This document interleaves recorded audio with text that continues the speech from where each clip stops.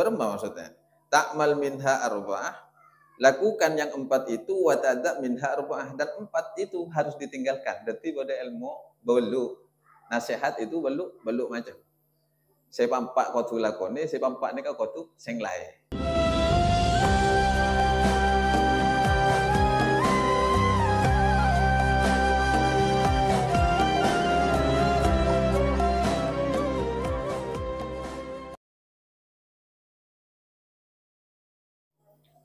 قال المصنف رحمه الله تعالى ونفعنا به وبعلومه وأمدنا بأسراره وخصوصيته في الدارين آمين. بسم الله الرحمن الرحيم. أيها الولد, wahai anakku, billahi, demi Allah, intasir, jika kamu melangkah, tarol ajaiba, niscaya engkau akan melihat keajaiban-keajaiban, fi kulli manzilin, di dalam tiap-tiap peringkat, di dalam tiap-tiap level. Imam Ghazali di sesi menjelang sesi akhir ini memberikan pandangan kepada muridnya, jika setiap ilmu yang telah diketahui itu dipraktekkan, diamalkan, maksudnya intasir di sini menjalankan setiap apapun ilmu-ilmu yang telah diketahui, sebagaimana pembahasan tadi malam itu. Tarol ajaiban, niscaya engkau akan melihat keajaiban-keajaiban dari ilmu yang engkau pahami, yang telah engkau pelajari itu. Fi kulli manzilin, di dalam setiap peringkat-peringkatnya, di dalam tiap-tiap levelnya. Jadi ilmu itu memiliki rahasia di dalam setiap levelnya. Setiap tempatnya itu ada rahasia keajaiban. Apalagi bagi orang-orang yang sudah memiliki jiwa as-siddiq, jiwa yang jujur. Bukan cuma jujur kepada manusia, lebih-lebih jujur kepada Allah Ta'ala, dan juga jujur kepada diri sendiri. Apabila dia beribadah kepada Allah, Allah akan memberikan suatu anugerah berupa cermin di dalam hatinya. Sehingga dengan cermin itu, orang tersebut akan melihat keajaiban-keajaiban dunia dan keajaiban-keajaiban akhirat. Pandangannya tembus. Ini teruntai di dalam sebuah ungkapan ulama. Idza talabta Allah Ta'ala bisidqi, jika engkau beribadah kepada Allah dengan jujur, artinya jujur di sini maknanya ikhlas ya bisa. Murni karena Allah, jujur tanpa ada pamrih karena siapapun, semata-mata hanya karena Allah. A'taka Allah Ta'ala mir'atan, niscaya Allah akan memberikan kamu itu sebuah cermin, yang mana dengan cermin itu tubsiru biha min ajaibid dunya wal akhirah, akan melihat keajaiban-keajaiban dunia dan keajaiban-keajaiban akhirat.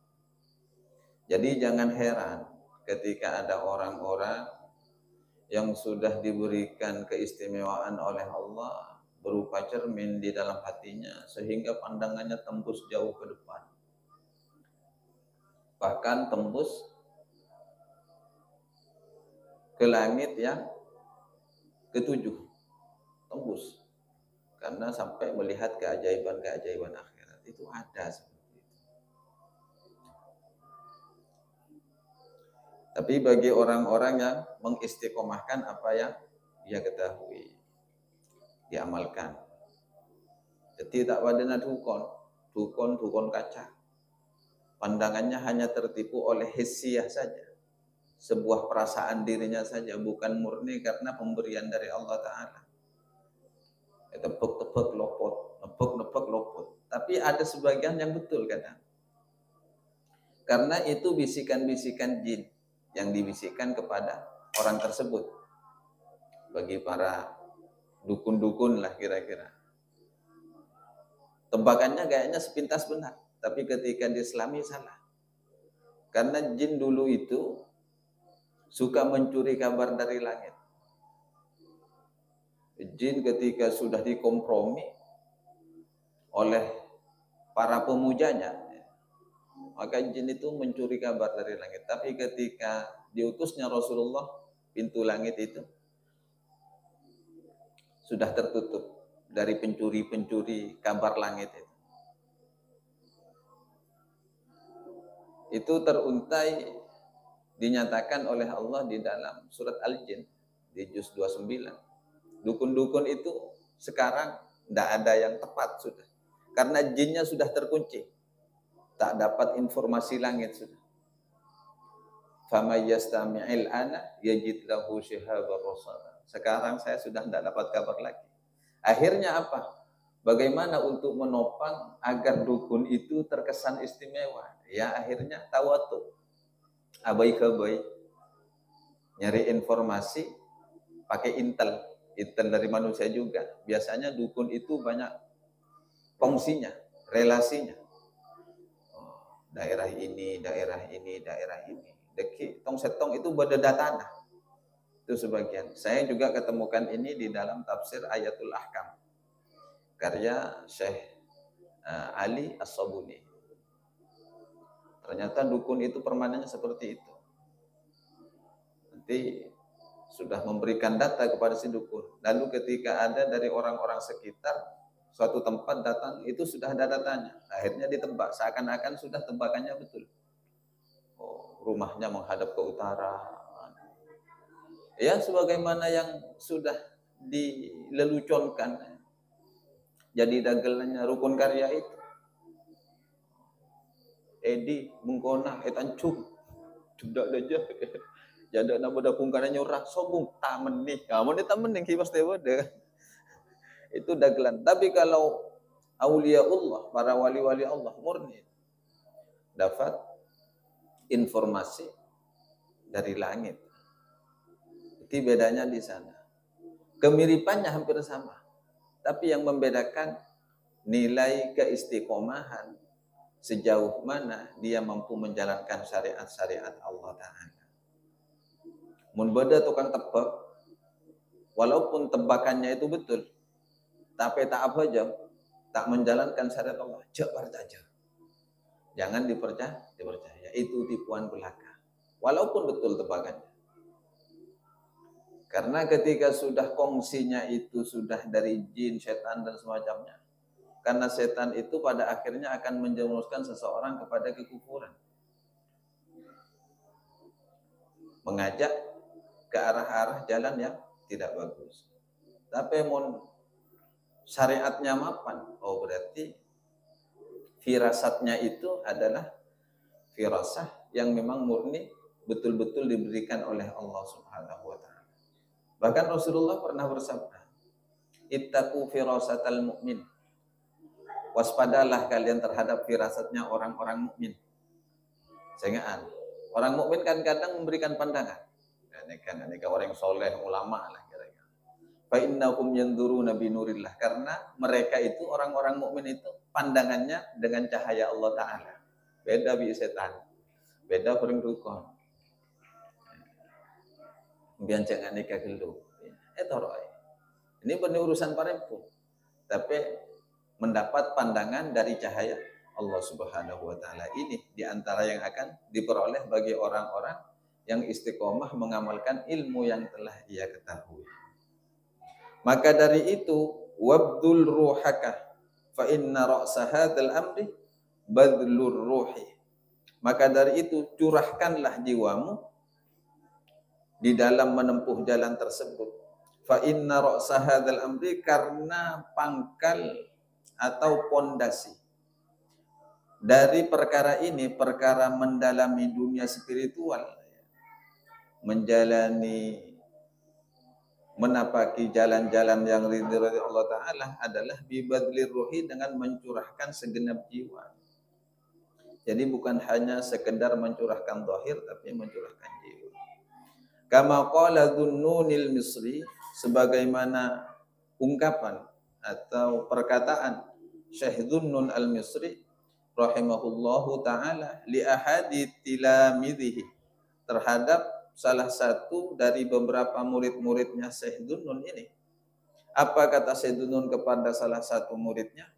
In qadarta, jika kamu mampu, ala badlir ruhi, untuk mencurahkan jiwamu, mempelajari dunia spiritual, fata'al, maka kesini saja.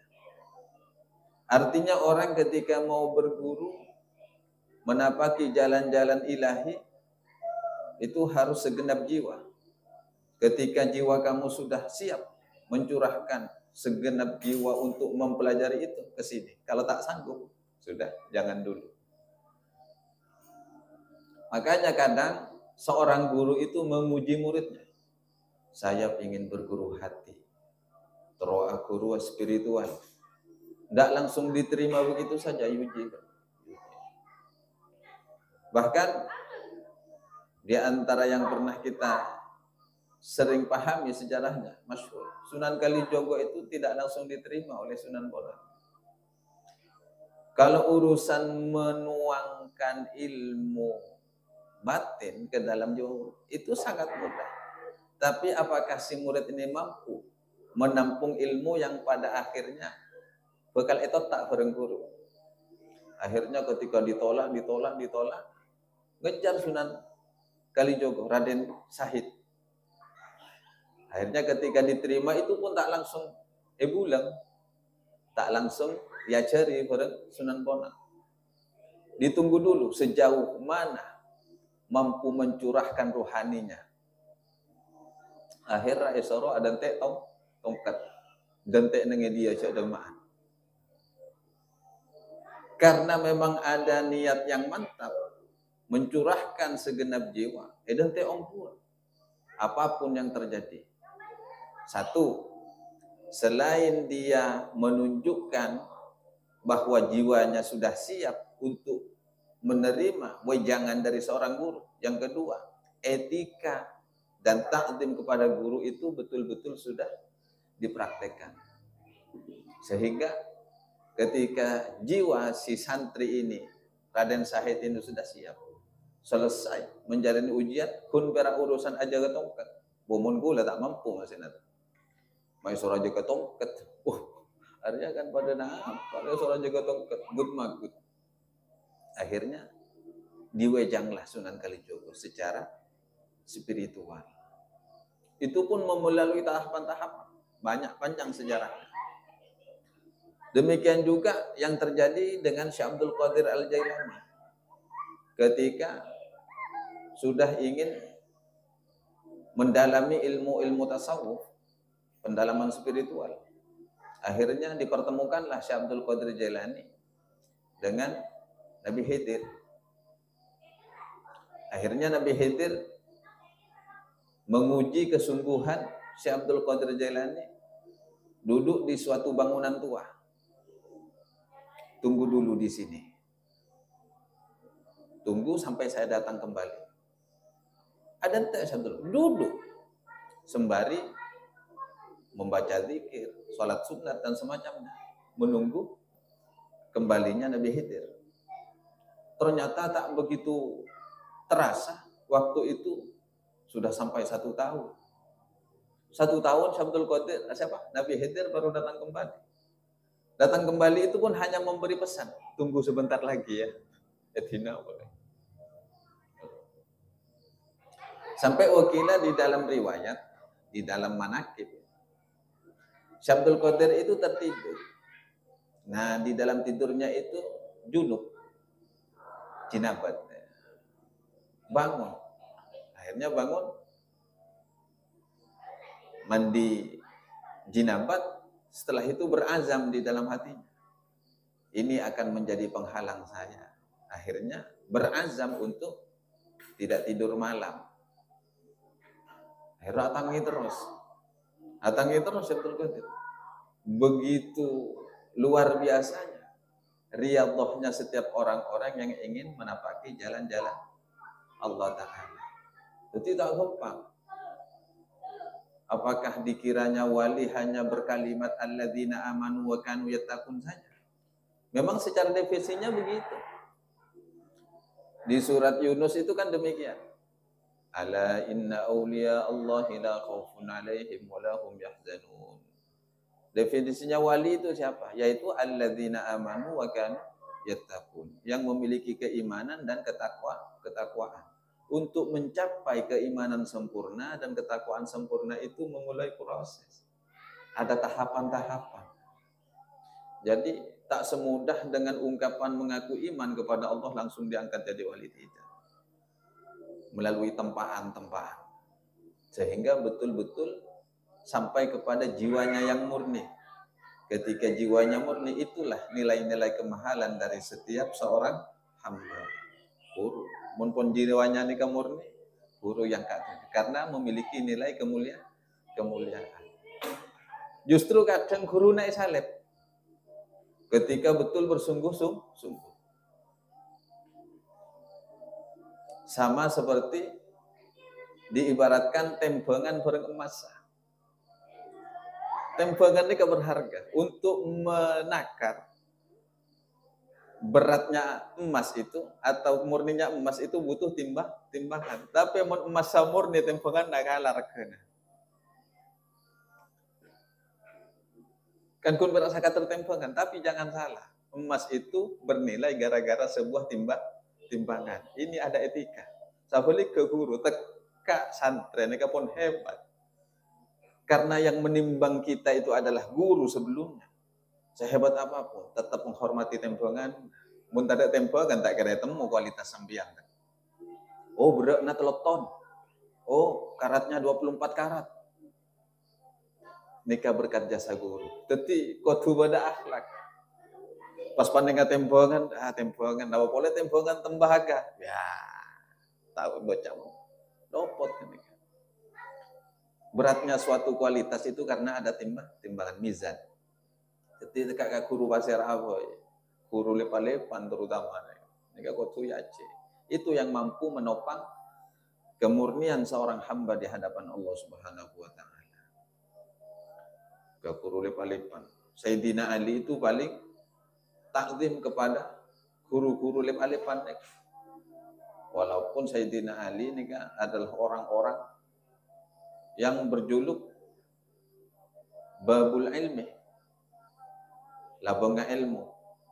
Sedangkan Kanjeng Nabi adalah kotanya ilmu. Kanjeng Nabi gerbangnya ilmu.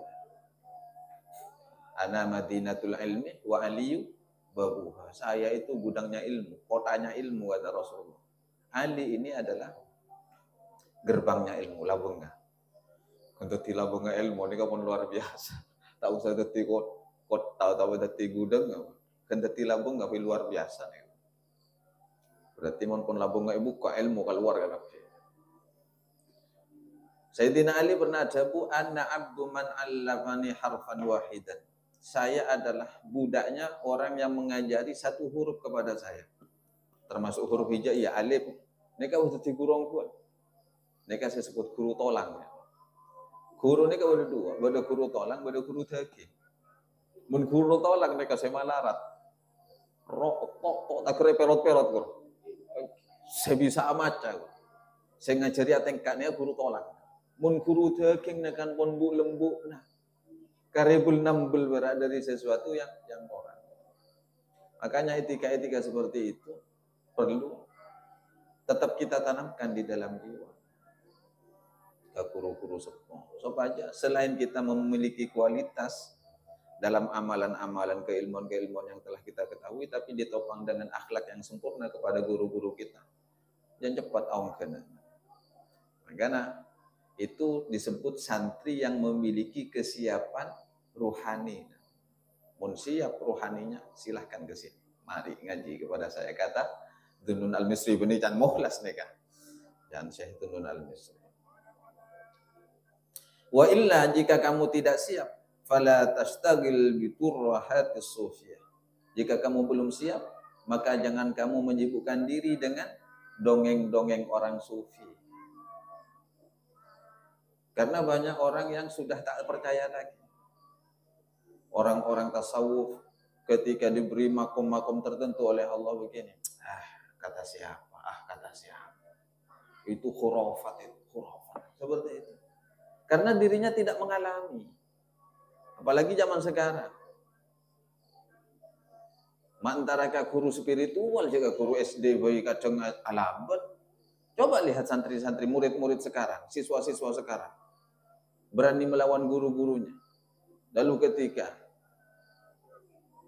dibahas tentang ilmu-ilmu yang sekiranya di luar logika, ya akhirnya mereka tak percaya.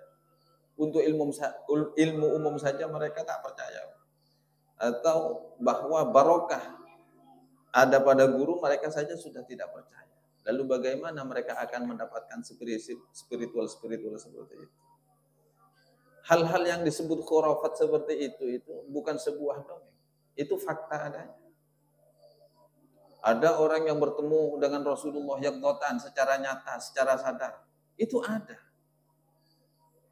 Bahkan Imam Jalaluddin As-Suyuti memiliki kitab yang disebut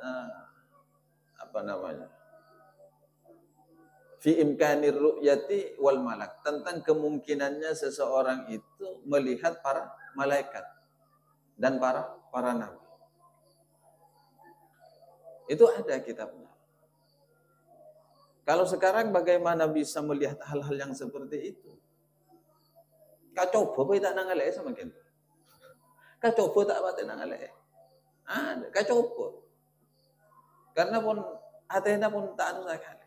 Lambat ni kan boleh coba karena orang masih memiliki keimanan luar biasa. Coba ni bagian dari jin. Benih pas orang mati, saya kocak coba ni kok. Benih orang mati pas odik boleh, bukan itu. Saya kocak coba secara bahasa Madura, menampakkannya jin alam gaib ke alam kita. Itu coba. Coba. Coba itu memiliki banyak kalimat pemaknaan di dalam bahasa Madura. Pas benih orang mati, odik boleh benih. Coba, kadang di musibah, coba. Musibah kan aku tak coba lagi ya orang Madura ni. Jadi mun tak pinter gramatika bahasa Madura, cak pakai maknai bahasa Madura lagi. Coba gula. Kenapa? Bodoh orang mati. Bener, tak tabrak. Coba aku. Pesena elang, coba aja. Macam-macam kan pemaknaannya. Jadi coba ni kan bisa bermakna ujian, bisa memakna melihat alam di luar alam kita. Itu penting. Mun tak siap ja'a guru ilmu tasawuf. Artinya jabuna Imam Ghazali, ketika orang ingin mempelajari ilmu tasawuf itu kudu siap secara batin, mencurahkan ruhani. Selanjutnya ayyuhal waladu, wahai anakku, inni ansahuka bi thamaniyati asya'a. Aku akan memberikan nasihat kepadamu bithamaniyati asya'ah, dengan 8 perkara.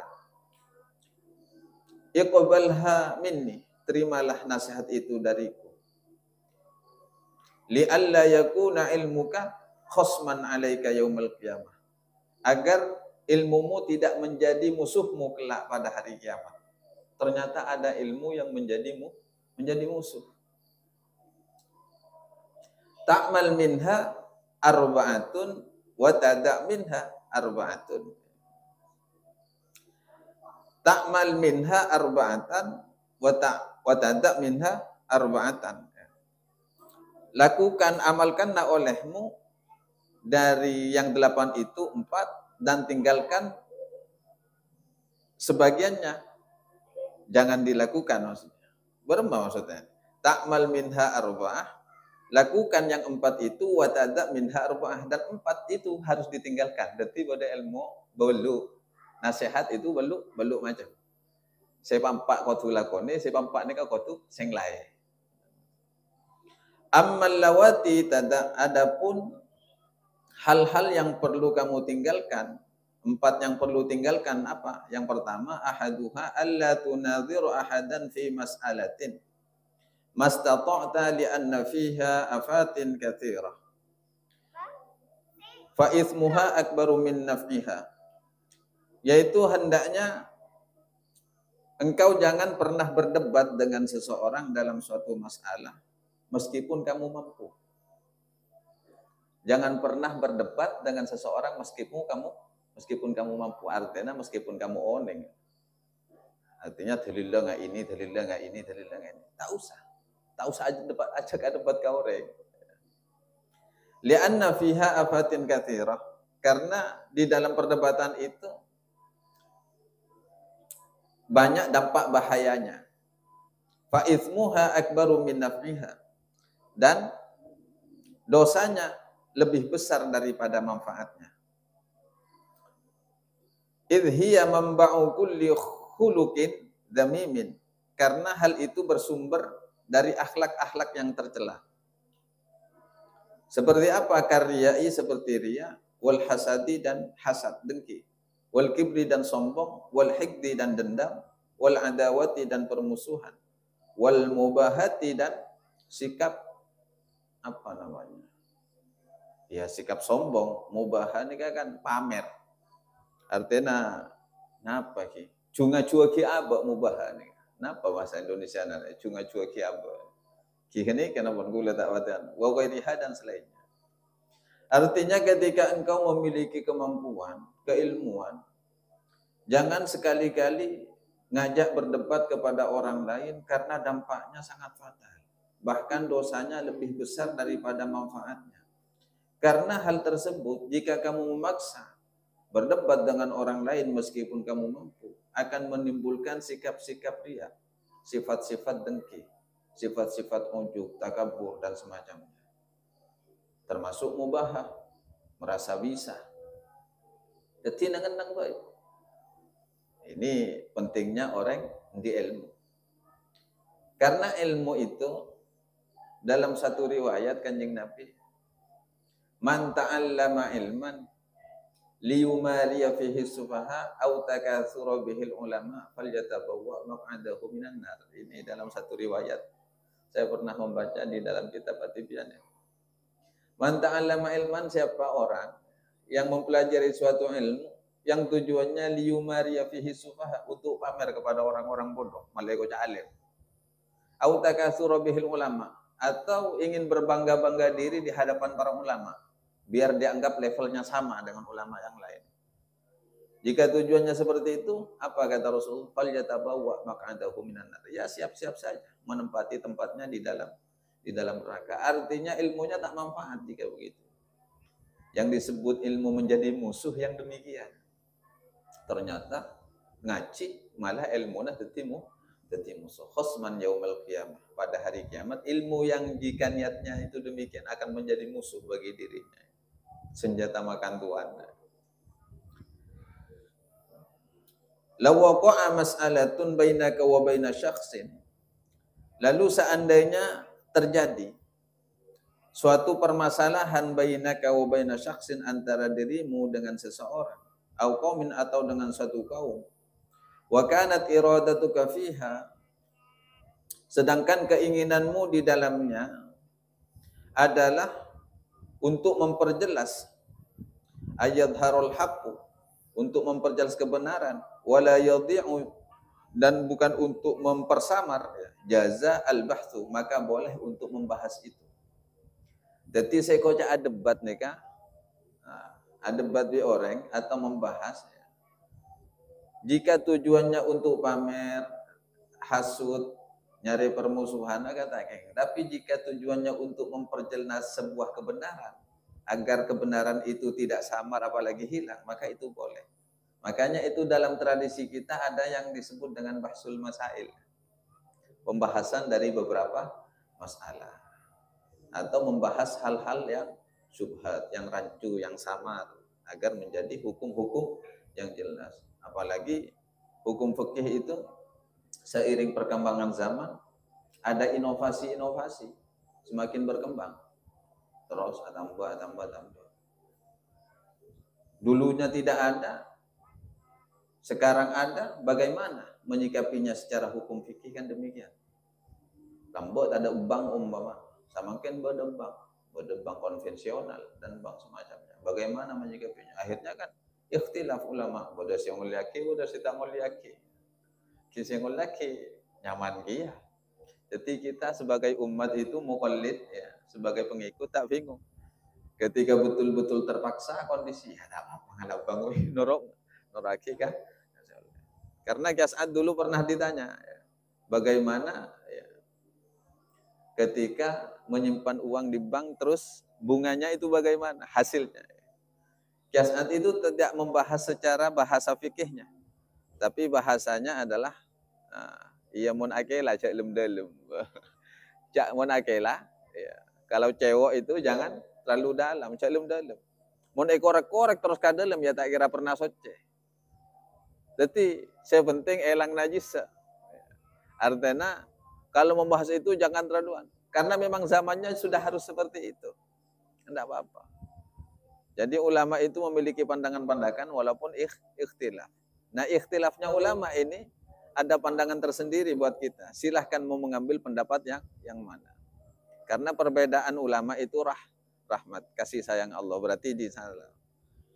Yang mau mengambil lebih kehati-hatian, ya silahkan mengambil pendapat yang sangat saklek, hati-hati. Tidak apa-apa. Saya penting tak tokaran. Sedangkan tujuannya bank-bank yang ada kan untuk mempermudah masyarakat, mempermudah untuk hal-hal yang sekiranya awalnya ruwet, walaupun sistemnya pinjaman. Sekarang sudah ada bahasa-bahasa kredit HP itu sudah di launching sudah oleh MWC sendiri, ya kan, ranting. Ya. Jadi bunganya sekian, uangnya sekian, itu kan pasti ada pandangan-pandangan hukumnya. Jadi tidak usah khawatir. Kita itu tidak usah berijtihad sendirilah. Ikut kepada ulama, kepada imamnya sudah. Kepada imamnya. Insya Allah aman. Toh kalaupun salah, ya kita tak kena sanksinya. Kan pada imamnya sudah. Seperti masalah Idul Fitri. Idul Fitri ini. Bodoh saya sudah Idul Fitri duluan. Malah ada yang masih besok malam kan, atau hari Senin. Ya enggak apa-apa, ikut yang mana saja, ikut yang mayoritas, jangan ikut yang minoritas. Sarannya Rasulullah jika ketemu dengan hal-hal yang sesuatu yang sekiranya banyak perbedaan, maka lihatlah dan ikutilah yang mayoritas, jangan pernah ikut yang minoritas, karena yang mayoritas itu lebih condong kepada kebenaran. Makanya kenapa ulama-ulama kita itu menyarankan tetap ikut ulil amri, tetap ikut pemerintah. Norok pemerintah, mak ijtihad tibi, mak nyari kaso. Kalau ijtihad sendiri pas salah ya, apalagi kapasitasnya bukan mujtahid, ya mun salah pentong gak ada. Tapi mun muqallid ikut. Ketika salah ya kita tak kena konsekuensi, tak kena sanksi. Tapi ketika benar kita sama-sama selamat ya. Itu sudah. Artinya salah betul sebagai pengikut itu tetap selamat ya. Dari itu. Makanya sebaliknya hal-hal yang seperti itu hindari. Ini diantara etika ya. Ketika orang itu alim, sealim apapun, jangan pernah langsung mendebat seseorang yang sekiranya pendapatnya itu dianggap tidak benar. Harus diam dulu, dikaji, ditelaah. Kalaupun mulai muncul hal-hal yang tidak sesuai dengan syariat, apalagi tidak sesuai dengan akidah Ahlus Sunnah wal Jamaah, itu baru diadakan pendekatan dulu. Harapannya sadar, ya mau tak tepat ya furu. Dengan cara-cara ketegasan. Apalagi NU itu sikapnya tawazun, tenang. Serba menimbang-nimbang dulu. Pengtempeng. Coba Nabi fokus saya kemamara itu tawasud, moderat dalam menyikapi. Tapi ketika sudah terlalu ekstrim, baru sikap ta'adulnya itu keluar. Jadi langkah-langkah ketiga itu. Ta'adul, konsep ketegasan. Oh ini salah, sudah sesat. Sudah keluar dari akidah, tidak benar. Itu harusnya. Ya semoga dalam hal ini kita bisa mengkaji. Ini karena saya tak pati semangat pengguna. Ini karena sudah harusnya tidak ada, sudah ditutup pengajian ini. Insya Allah ini tetap tidak hatam juga kok. Tamut, tetap tidak hatam. Mau dikejar gimana kebet? Ya semoga intinya kita dapat barokahnya Imam Ghazali lah. Apapun yang kita pelajari walaupun tidak sampai hatam, fakun muka-muka oleh aliran barokah dan ilmunya Imam Ghazali, sehingga ilmu-ilmu yang telah kita pahami dari terus mengalir ke anak-anak cucu kita, ke keluarga kita, menjadi generasi yang soleh dan soleha. Ala hadihin ya likulli natin solihah. Al-Fatihah. Bismillahirrahmanirrahim. Iyyaka na'budu wa iyyaka nasta'in. Shiratal ladzina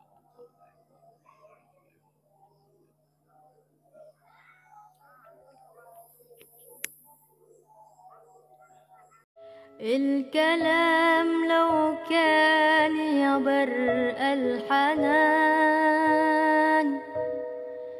كنت قلت إني بحبك من زمان. الكلام لو كان يبر الحنان